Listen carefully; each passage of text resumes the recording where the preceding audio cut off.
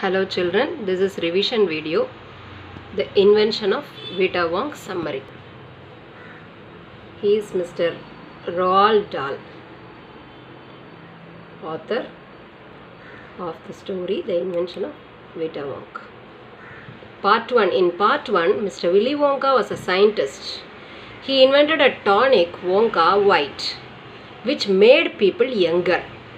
But it was such a powerful medicine that many people disappeared after their age went in minus. One person even became minus 87. The poor fellow had to wait 87 years to come back. So Mr. Wonka decided to invent a new thing to undo what went wrong. Okay, he wanted to know what the oldest living thing in the world was and what lived longer than anything else. His assistant named Charlie named Tree. His assistant Charlie named Tree. But the question emerged, which tree? It was certainly not the fir, oak or cedar. It was a tree called bristlecone that grew in Nevada, USA. Such trees were 4,000 years old.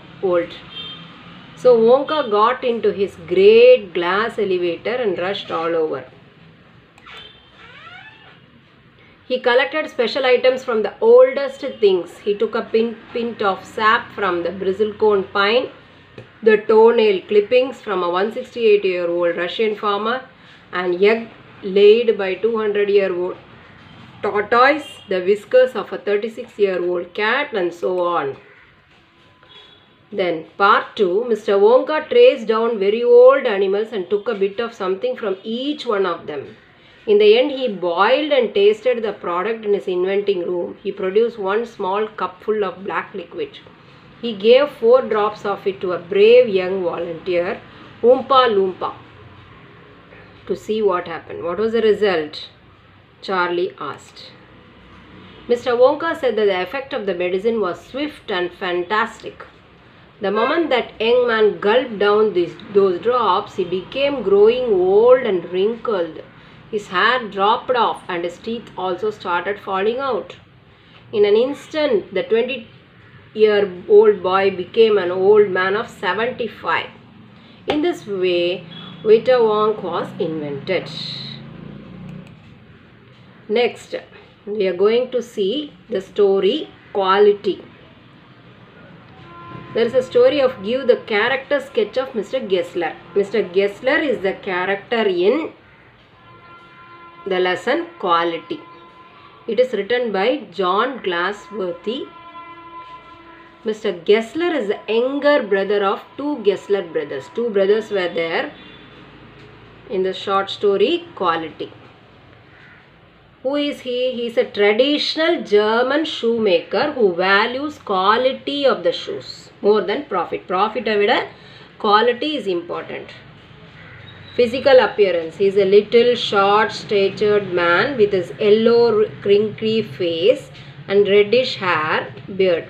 His guttural one and toned voice. It suggests that his face was pale and lot of wrinkles and reddish hair and beard. His voice was guttural in conformity with his German origin. He has been described as if made from leather, suggesting that he was firm like leather but also stiff and slow of purpose. Slow in execution means doing the work slow. Hard-working. Mr. Gessler is presented as a hard-working shoemaker, tirelessly making boots since his youth. Mr. Gessler's mission in life seemed to make best quality shoes. More than profit, he wanted quality as per the demands of his customers. He was a passionate artist. He was doing the job as a sacred thing, sacred occasion.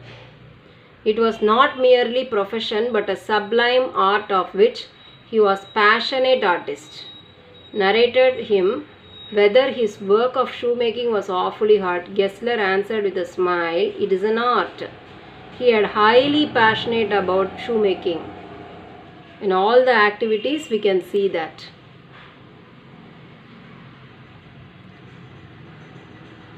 taking measurements, stitching the shoes. He made sure that the shoes were made not only durable but also comfortable. His boots lasted terribly, having something beyond temporary. Some, as it was essence of boots stitched into them.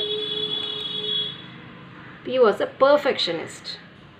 That is why he used to make shoes only on orders, according to the requirement of individual customers, and he was against mass production. He made sure that every shoe he made were not only durable but also comfortable. Quality was more important than quantity to Gessler Brothers. He was also so well versed in his vocation that he could tell whether the shoes were made by him or somebody else by looking at it. Gessler simply pressed his finger on the place where the shoe was not quite comfortable. Once a narrator went to the shop wearing a shoe brought from another firm. So what did Gessler do? He simply pressed his finger on the shoe where the left shoe was not quite comfortable. He could easily tell looking at the shoes. As a man of honesty and integrity, he was a man of honesty and integrity. He never compromised on quality and excellence, even if it meant more work, decreasing customers and profit. More work, decreasing customers and profit. He always used the best leather and took his time to make perfect pair of shoes. So for him, quality and customer satisfaction is more important. Once the narrator complained about the pair of shoes he had brought from him, Mr. Gessler was quite shocked. It was hard for him to believe that. He asked him to bring back his shoes, and also he compromised to take off the bill if they could not be repaired. Even during his last days, when he was on the verge of shutting down his business, he did not compromise on quality. He made the best ever shoes he had made without hiking the price. As a man of devotion and commitment, Mr. Gessler devoted his entire life for the best quality shoes. He was well versed in work and loved it more than himself. He used to do all his work himself, from taking measurements, working on leather, designing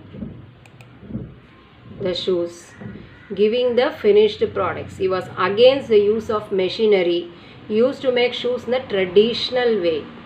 He had a stiff competition from big firms which had sophisticated machinery and huge capital to advertise the products. That is, there was competition from big firms.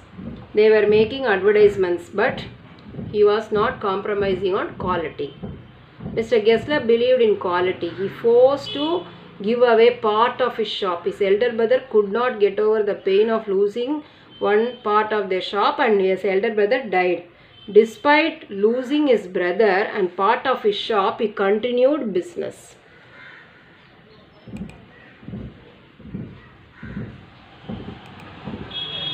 With the same commitment. His commitment to his work was so strong that he gave no time to eat and relax. He became penniless. Penniless means no money.